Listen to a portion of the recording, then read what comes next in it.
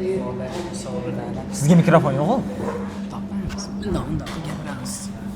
Zaki Mamdov 6 kishi oldin podkast qilganmiz. 5-6 kishi podkast qilganmiz. Hamma kelib gapirib ketavergan. IP ham mana shunga o'xshagan bo'lsa kerak. men kerak emas ekan. Hay, bugun 28-yanvar 2026-yil. Ertaga 20 ga kiraman. Ikkala tarafimda 17. Bizni qachon tanigansiz?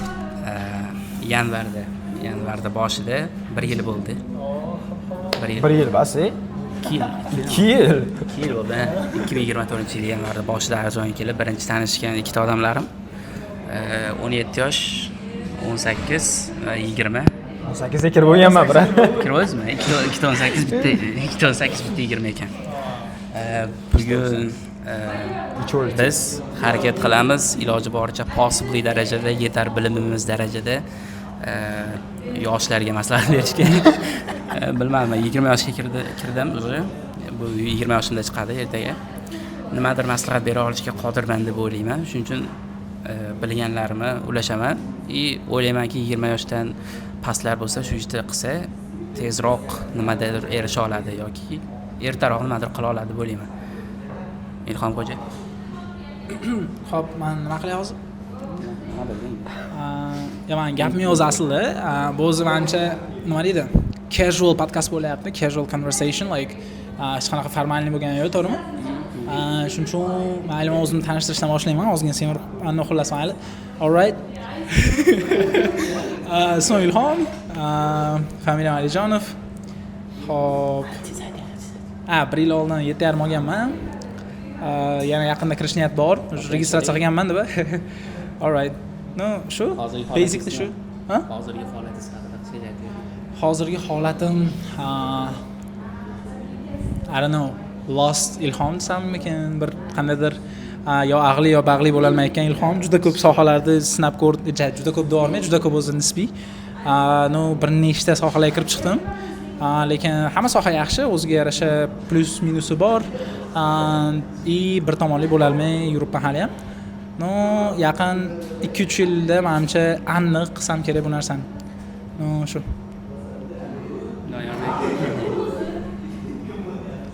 Yo'q, o'zimda bor. O'zimga. Hozirgi holatingiz kimsiz? Hop. Inglizcha, o'zbekcha-da? O'zbekcha. Ismim Doniyor. Familiyam Asqarov. Hop.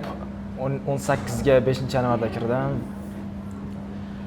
Nima deyish mumkin hozirgi paytda? Like qo'shilaman fikriga lost. Like not lost completely but yes, you know. Qanaqadir 18 yoshlarga epidemiyasimi bor? SMMga kirdim, Target o'ziga kirdim, keyin yana logistikaga kirdim. Hop. 3-4 ta qarshi kirdim-da. Yana harakat qilamiz, yana try qilib ko'rishga har bitta narsani. Yosh paytligimizda responsibility yo'q. Jan uncha yo'q. Yaxshi fikr. Hop. Menimcha shu уже topdim ham deb o'ylayman. Taxminan. Endi bag'iga sekin-sekin shunga o'sha harakat. Men ham 18 yoshimda bunaqa bo'lganman. Adashaman, 18 yoshimda bunaqa emasdim, chunki soham aniq edi. 18 yoshimda mediada ketaman deganman. 17 yoshimda ham probably. Men aytaman, bir ikkita narsalarni tashlayman o'rtaga. Shu 20 yoshimda mana shu narsalar maslahat bergan bo'lardim. 18, 17 mendan kichkina yoshliklarga. Sizlar 18 yosh sifatida bu narsaga nima deb o'ylaysizlar? Shuni aytamiz. Okay? Mavzuda career haqida boshlaylik. Career, shu narsani ham olib qo'ydim. Uni olib bera olasiz, uni daftarimni. Uni uchib yuribdi. Ha, o'sha.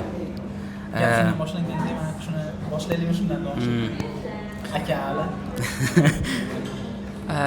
Birinchi navbatda hozir mana daftarimiz kelsa, dastavka. Delivery system. Thank you. Yes. Sketchbook menimcha o'sha anchadan keyin ham qolsa kerak. O'zi qarang, anchadan beri bor o'xshaydi. U stilidan ketibdi-da, aka. Qatdan olgansiz? Men ham olaman, ayting. 48 mingga ham oladi. 48 ming? Yaxshi. 20 years old, 28/01/2026. Qisqacha bu juda qisqa. Xo'sh, yo'nalishni aniq qilish kerak. Yoshligimda o'zi ustozim aytardi, tarix ustozim, yoshligingdan o'sha kim bo'lishingni hal qilib ol, chunki maktabni bitirib ketganlar ham hozir oldimga kelib so'rayapti nima qilay deb. Gap katta odam bo'lsa ham. O'ylayman odam maktabni bitirguncha eng zo'r vaqt maktabdan keyin nima qilish kerakligini bilish. Agar maktabdan keyin nima qilish kerakligini odam bilmasa, bitirguncha bekor sarflatdi-da o'sha 18 yilni. Hech narsa qilmagan ekan. Men 17 yil maktabda, 16 yil yashab, qanchadir muddatli maktabda o'qib, diplomat bo'laman yoki huquq sohasida ketaman, politikada ketaman deb yurganman. Keyin 17 yoshimdan o'sha 9-mi, 10-sinfda o'zgarib, mediaga kirib ketganman. Ungacha har xil joylarda yurganman. Aytmoqchi bo'lganim, shu yoshgacha aniq qilib olish kerak nimaligini. Bo'lmasam dovdirab yuradi. U yoqqa tashab, bu yoqqa tashab. Maktab eng zo'r payt.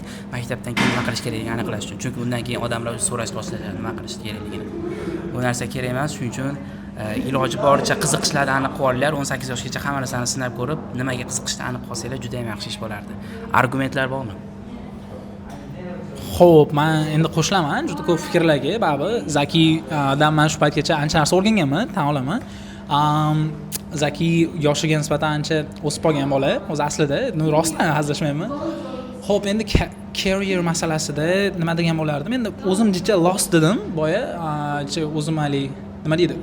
U yoqdan bu yoqqa switch qilayotgan dedim, chunki nimaga? Bu o'zi aslida birorta yo'l topolmaganimdan deb o'ylamayman. Masalan, hali ham topa olmadim deb o'ylamayman, lekin nima deydi? Masalan, birorta sohaga kirsam, sohalar ko'p-ku. Birorta sohaga kirsam, men qolib ketayotgandek his qilaman-da, boshqa sohalarni sinab ko'rish kerak degan narsa bo'lib, shu bilan ketaveraman.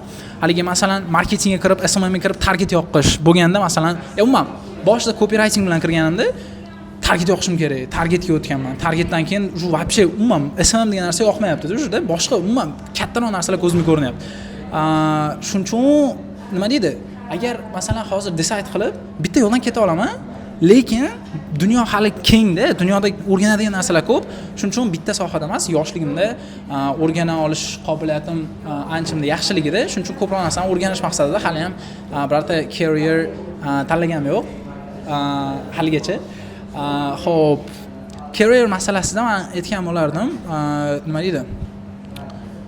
Switch qilish bu 100% normal deb o'ylayman, birinchi o'rinda. Masalan, xo'p, yosh bola, birinchi sinf bolani aytaylik, birinchi sinf bola, undan kim bo'lasan katta bo'lib deb so'rasangiz, uni javobi predictable, to'g'rimi? Uni javobini masalan любой odam nima deydi? Predict nima deydi o'zbek tilida? Taxmin qila oladi-da. Masalan, shifokor deydi, politsiyachi deydi yoki futbolist deydi, boksyor deydi. Chunki u bilmaydi, shtop boshqa sohalar borligini. Men ham hozir o'zimni shunaqa davrdaman deb o'ylayman. Hozirgacha ancha sohaga kirib chiqdim, lekin hali ham men bilmaydigan sohalar ko'p deb o'ylayman. Shuning uchun shuni hisobiga ham men aniq bitta yo'lni hali ham tanlab olganim yo'q. Chunki hozir tanlab olsam, keyinchalik boshqa sohalar meni juda qiziqtirsa, kech bo'lishi mumkin-da o'tishga. Shunaqa. Men aytgan bo'lardim, qo'rqmasdan bosorish kerak. Oila qurib olmaganmisiz? Bosavering. Chunki undan keyin menimcha bo'lmasa kerak, qiyin bo'lsa kerak ko'p narsa. Tak responsibility ga bog'liq ko'p narsa. Responsibility yo'qmi? Bosorish kerak. Har xil narsani switch qilib, ko'rib, sinab, to'g'rimi Zakibek? Da. Hozir bag'da question masalan sohani almashtirish normal degan narsa ketyaptimi? Men aytyapman, o'sha bilib olish kerak bitirguncha bilib olish kerak. O'sha core eng asosiy sohani tanlash mumkin. Misol men aytaylik, media sohani tanlab olganman. Lekin media sohasida ancha kasb bor-da. Men soham bo'lsa media. Misol hozir men meditsinaga o'tib keta olmayman. O'sha media sohasidagi misol colorist bo'lishi mumkin, montajyor bo'lishi mumkin yoki shunga o'xshagan kasblarni ham birdan olib ketish mumkin o'rganish qobiliyatim tufayli. 18gacha o'sha asosiy kasb tanlab olish kerak deb o'ylayapman. Sohani, kasb emas, sohani. Soha. Shu narsaga agree bo'lsangiz qanchalik va nimaga? Disagree bo'lsangiz nimaga? Albatta.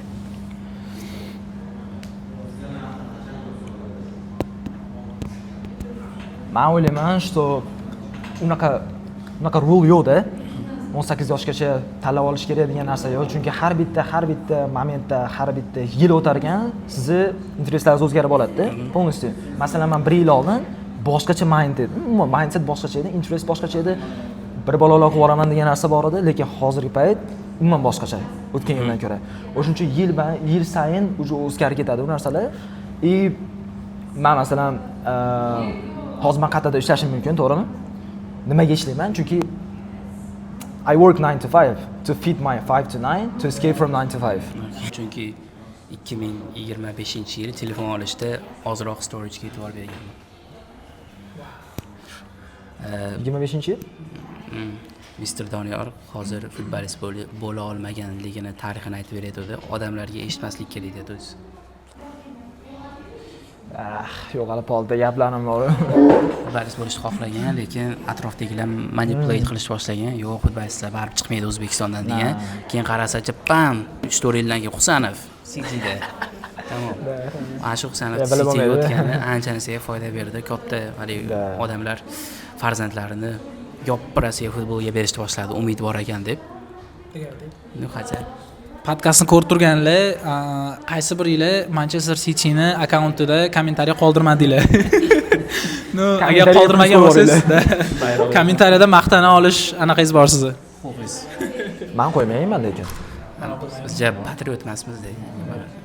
Husanov zo'r. Kommentariyaga o'zi yozmayman-da, men undan bori. Keyingi narsa, bo'pti, yaxshi boringlar. Karyera tanlashida keyingi narsa nima yoshlikda karyerani ko'proq aniq qilish kerak dedim. Kasbda ham kerak bo'lsa, chunki qancha erta boshlasangiz, shuncha ko'proq experience ola olasiz va ko'proq experience uchun ko'proq pul berishadi. Job anlarga qarasanglar, nima deydi, vakansiyalarga qarasanglar, tajriba ko'proq so'rashadi. Nechadir yillik tajribaga ega deyshadi. Qanchalik ertaroq tanlasanglar, shuncha yaxshi, lekin xato qilib qo'ymanglar tanlashda shoshib. Keyingi narsa, buni katta yoshli odamlar ham aytishadi va men ham aytaman, bot aytaman, tanaga kapital berish kerak. Tanaga, sog'liqqa pul tikish kerak. Juda muhim, ayniqsa tishlarga. Chunki qimmatda davolash. Tanaga pul tikishga ayamaslik kerak, chunki sog'liq qaytib kelmaydi. O'lishda ham muammosiz o'lishni tanlayman. Ya'ni kim sog'lom o'lish. Balkim yo'lda ketib qolayotganda o'lishim yaxshiroq masalan. Davolanib bo'lgandan ko'ra. Kasal bo'lib davolanib boshqalarga yuk bo'lib o'lgandan ko'ra to'satdan o'lib qolganim yaxshi.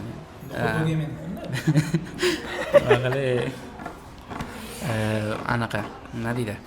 Azraxiyev aytganda Rahim Skuga kirish davomida podkastlarni ko'rib chiqdim. Yana so'rab qolmasin debmi? Nimadir bo'lib qolarmikin deb. Yaxshi odam ekan, tanish bo'ldi. Oyoq kiyimda o'lish deb nomlagan ekan. Ko'rgandim o'sha podkast. Yaxshi nom ekan, yoqdi menga. Shunaqa, oyoq kiyimda o'lishni tanlash uchun tanaga kapital berish kerak. Va men bu fikrlarga Doniyorbek qanchalik qo'shilishini bilmoqchiman. Doniyorbek nima deysiz? Tanagam? Siz o'zi aytib qo'ydi. Sog'liqqa pul tikish kerakmi? O'zingizlar tikasizlarmi? Qanchalik qo'shilasizlar bu fikrga? Balki qarshi argumentlaring bordir. Yo'q. Yo'q. Sog'lomga yo'q-da, brat. Argumentdan topolmaysiz-da, brat. O'zingiz qilasizmi? Qanchalik, necha foizda shkalada hisoblaysiz? Endi kasal bo'lsam qilaman-da. Shuda katta pointimiz, kasal bo'lganimizda qilamiz. Kasal bo'lmasligi o'zi nima impossible baribir kasal. Yo'q, masalan, kasal bo'lsangiz, yoki bir narsa bo'lsangiz qilasiz-da. Sog'lom yursangiz, to'g'ri, yana qanaqadir care qilishingiz mumkin, to'g'rimi? Yaxshi, qanaqadir care qilishingiz mumkin, masalan, baringizga bir narsa olishingiz mumkin, qanaqadir produktni, чтобы uyquingizni yaxshilashi mumkin, to'g'rimi? O'zi boshqa narsanimi? Oddiy yashash bor va undan qo'shimcha yana nimadirlar bo'lishi. Tanaga qanaqadir krem surtish, va shunga health care o'sha baho. Vitaminlar, faqat bu dori-darmon emas. Fizik tarafdan ham nimadir qilish kerak. To'g'rimi? Va yana bitta point, juda ham katta highly recommend qilardim, til o'rganish. Va ayniqsa ingliz tilini. Agar nimadir qaysi tilni boshlaydi deb o'ylayotgan bo'lsangiz, ingliz tilini boshlang agar bilmasangiz. Chunki men hozirgacha erishgan nima narsam bo'lsa, hammasi ingliz tilining orqasidan. Ingliz tili o'rganganim tufayli mediaga qiziqdim, ingliz tilini o'rganganim tufayli mediani o'rgandim. Va shunaqa. Misol, sizlar ham qanaqadir joyga shogird tushganmisizlar yo siz targetingdan qanday o'rgangansiz? Hop, targetda menda ustozim bo'lmagan, hech qanaqa, hamma narsa internetdagi bepul materiallardan o'rganganman. Hammasini, masalan, ChatGPT dan how to degan narsani bir million marta so'rasangiz, hamma narsani o'rgatib qo'yadi o'zi. Xo'p, yo'q, endi experience. Endi undan oldingi sog'liq haqida gapirmoqchi edim. Ana Aziz aka ham yaqinda aytgandilar, sog'liqqa eng yaxshi anaqa nima deydi? Investitsiya bu har kungi ozgina odatlarda, har kungi kichkina odatlar. Masalan, o'zim kimni tanisam, masalan, dadamlar, opog'imlar hamma aytadi, yoshligimdan ozgina qilib yurganim eng zo'r contribution bo'lardi ekan baribir deyshadi-da. Hech qanaqa pul emas, masalan, men bu payt 30 million tikishim kerak edi sog'lig'imga degan narsa men eshitmayapman hech kimdan. No, kunlik, masalan, sog'liqqa eng zo'r investitsiya bu baribir kunlik, masalan, yarim soat shunchaki bilmadim. Qanaqadir badan tarbiya bilan shug'ullanish deyshadi-ku. No, shuni qilish kerak menimcha. No, shu da vaqtida uxlash, lekin vaqtida bilmadim. Chunki men masalan o'zim shunaqa bitta statistika ko'rdim. Statistika emas, men bu WOP bor-ku. WOP haligi soatga o'xshagan narsa o'shani taqib olishadi. Nima deydi? Uyquni, sog'liqni anaqasini ko'rsatib turadi, o'lchab turadi. O'shuni endi Aziz akanikini ko'rdim, o'shanga access topgandim. O'shda yozilgan, o'shda ko'rganim bo'yicha eng zo'r rezultat qilayotganlar hozir mana O'zbekiston bo'yicha zo'r ketayotgan odamlarda uyqusida tartib yo'qda. Tushunasizmi? Hamma narsa bo'yicha. Masalan, Aziz akani men uyqularini ko'rdim, unchalik yaxshi emas. Lekin Aziz Rahimov degan maktab misol uchun juda katta traction deydi-ku, mana like popularity olyapti. Bu bekorga emas. Lekin ko'pchilik menga hozir kommentariyada Alex Harmozi, men o'zim Alex Harmozini ustoz sifatida ko'raman. Alex Harmozini misol qilib keltirishim mumkin. Alex Harmozi vaqtida uxlaydi-yu deb, lekin Alex Harmozi men o'ylayman hamma narsaga erishib bo'lgan. Chunki u hozir mana 36 yoshda Alex Harmozi, hozir deyarli hamma ish tiqib bo'ldi. Bunaqa paytda to'g'ri uxlayverasizda bemalol maza qilib. Lekin masalan juda katta ish qilayotganlar, men o'ylayman baribir uyqudan voz kechish kerak. To some extent, like bir 4 kunlab, 5 kunlab uxlamay yuringlar demoqchi emasman. No, baribir masalan ozgina ishingiz bor, lekin uxlashim kerak deb uxlagan ketib qolish yaxshi emas-da. Ishni oxirigacha qilib qo'yib keyin ketish menimcha ma'qulroq. Tim bo'lib agar yosh bo'lsangiz, uyqudan ketish menimcha unchalik zararli emas. Ikkinchi pointimiz nima edi? Ikkinchi pointimiz til o'rganish kerak. Til. Til o'rganish kerak. Men hozirgi paytimda ko'proq vaqtim, kunlik vaqtim kitob o'qishga ketyapti. O'zbekcha ham, inglizcha ham o'qib, bitta paytda 4-5 ta demayman, lekin 2-3 ta kitob o'qib turaman. Inglizcha yozilgan kitoblarda qandaydir saviya ham boshqacha, qandaydir o'zbek adabiyotini yomonlamoqchi emasman, lekin qandaydir ingliz tilida haligi description, nima deydi, qiyoslash, ularni ta'riflash, birorta vaziyatni zo'r tushuntirib berish boshqacha baribir. Men o'ylayman, o'shalardan ham enjoy qilish uchun men ingliz tilini o'rganish kerak masalan. Undan tashqari ingliz tilini o'rgangan bola bilan umuman ingliz til bilmaydigan bolani o'rtasida farq juda katta bo'ladi baribir. Shuning uchun baribir tilni o'rganish kerak. Bu yog'iga masalan men o'zim tanishlarim bor, aeroportda ishlaydigan tanishlarim bor. Ulardan ham til o'rganish so'ralyapti. Undan tashqari maktabimizda ham har xil fanlardan, masalan tarix, matematika ustozlaridan ham ingliz tili bilish darajasi so'ralyapti. Bu nima degani? O'zbekiston o'sha bu yog'iga nima deydi? O'zbekistonda ingliz tili juda rivojlanadi. Ingliz tilini bilmaydiganlar juda pastroq nazarda qaralishi ham mumkin. Xuddi rus tili bilan bo'lgandek holat desak-mikin, xullas shunaqa. Shu.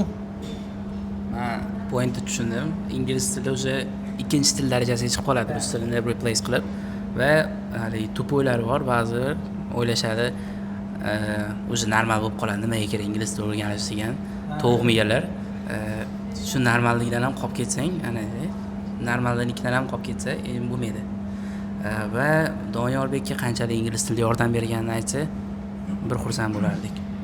Xursand bo'lasizmi? Men xursand bo'ldim o'zing. Yordam berdimi o'zi? Yordam berdi. Men unaqa kitob o'qiydigan bola emasman. To'g'risini aytadigan bo'lsam, unaqa hali har oylab 2-3 ta kitobni o'qib, unaqa bola emasman. Ko'proq YouTube'da ko'proq ko'raman.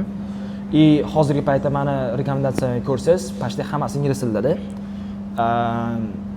Ko'proq endi oldin Iman Gadzeda ko'rardim, lekin hozirgi paytda boshqa odamlar ham borligi uchun, ham boshqa narsani o'rganayotganim uchun har xil odamlar tanib и shulardan to'g'ridan to'g'ri olish mumkin-da. Keyin kimdirdan translate bo'lib kelgandan ko'ra, hozir mana ko'ryapman, Alex Harmozini nimasini sotishyapti kitoblarni, o'zbek tiliga o'girtirilganini. И u olishyapti, masalan, ingliz tilini bilmaydiganlar. Baribir men o'ylayman, unaqa birga bir qilinmaydi u narsa. И ingliz tilida o'qiganingizda joy olamiz. Undan o'shuning uchun umuman olganda masalan AI da olaylik, ha? AI da hozir ingliz tilini bilmagan, menimcha ancha qiynalyapti. AI dan foydalanishga boshlansa potensialdan foydalanmaydi. To'liqdan foydalanmaydi. Xo'p, o'zbek tilida prompt yozar, lekin baribir AI ingliz tili-ku, baribir asosiy language. O'shuning uchun o'zbek tilidan ko'ra baribir ham ancha kuchli-da. Ingliz tilini bilgan odam AI bilan hozir ko'ryapmiz, nimalar xitosh ekan, qilyapti. Shu men masalan AI bilan SMMda ham men ham hech qanaqa bir oy borganman kursga, lekin tashlab yuborganman. Nimaga? Chunki tizim bo'lmagan. Hammasini free resources bilazi. YouTube, полностью YouTube, Telegram kanallar, qanaqadir eslanmayman. O'shalardan o'rganib asosiy yana bitta o'sha yordam beradigan narsasi, buni bitta qilib jamlaydigan bo'lsam, ma'lumotni direct olasiz, to'g'ridan to'g'ri, kimdir orqali emas. Undan tashqari yana bitta narsa bor, o'zi dunyoda juda ko'p narsalar Amerikadan chiqadi. Juda ham ko'p narsalar Amerikadan chiqadi. O'zbekistonda bo'layotgan ba'zi problemalar masalan Amerikada 3 yil oldin bo'lgan. Undan tashqari marketing sohasida ham xuddi shunaqa. Ingliz tilini biladigan marketolog bilan ingliz tilini bilmaydigan marketologda juda katta farq bo'ladi. Hozir O'zbekistonda ham eng kuchli marketologlar hammasi ingliz tilini biladi. Hammasi ingliz tilini biladi. Nima aytsanglar, ular US dagi nimani ko'radi, US dagi nima deydi? Bozorni biladi, US dagi bozorda marketlarni hammasini ko'rib chiqadi, biladi-da. O'zbekistonga shunchaki kopiya qilishi mumkin. O'zbekistonga adjust qilishi mumkin. Bo'ldi. Haligi yangi bilimlar o'rganib, bir nimalar qilib, unaqa qilib o'tirish shart emas. Masalan, ko'pchilik Russell Bransondan o'rganyapti, Alex Harmozidan o'rganyapti. Keyin Charlie Munger degan odam, endi u marketing emas, investor u odam, aniqrog'i. Aytmoqchi bo'lganim, ingliz tilini bilsa, hozir shunchaki kopiya qilib turib ham bu yoqda yaxshi bo'lib ketsa bo'ladi-da. Alex Harmozining zo'r gapi bor. Agar sen Amerikada yashamasang, pul topishda eng zo'r yo'li ingliz tilini bilish deydi. Shunaqa. Shu bu qo'shimcha edi, shunchaki. Rahmat. 18 yoshda sizlar yoshlaringni bilmadim. Men bunaqa narsa bo'ladi deb o'ylayapman. Sizlarda qanchalik bo'lyapti-yu, hech kim sizlar tushunmaydigandek ko'rinadi. Nimadir deysizlar, tushunishmaydi. Bunaqa qilaman deysizlar, tushunishmaydi. Bo'lyaptimi shunaqa holat? Yo'q. Boshqalar faqat menda bo'lganmi? Yoki men boshqa xato odamlarga aytib qo'yganman bu narsalarni. Men bo'lganligi uchun ham men ular bilan yurmayman-da. Kimligini aytmay qo'yaver, hozir sinfdoshlarim ham bilib qolishadi.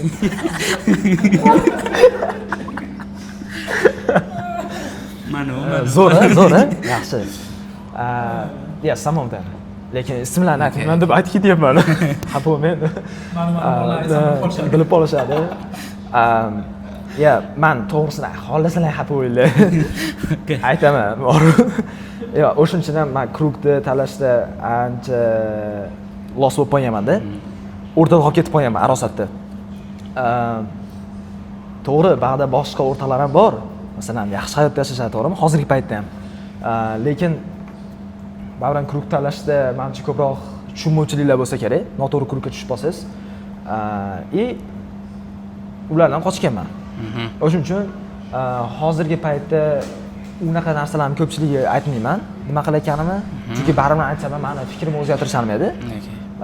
O'shuning uchun hamma narsani o'zim ichimda aytsam, masalan, qanaqadir planlarimni oilamga aytishim mumkin. Endi baribir tushunishlar bo'lsam, tushunmasam ham masalan qo'llab-quvvatlashadi, demoqchiman.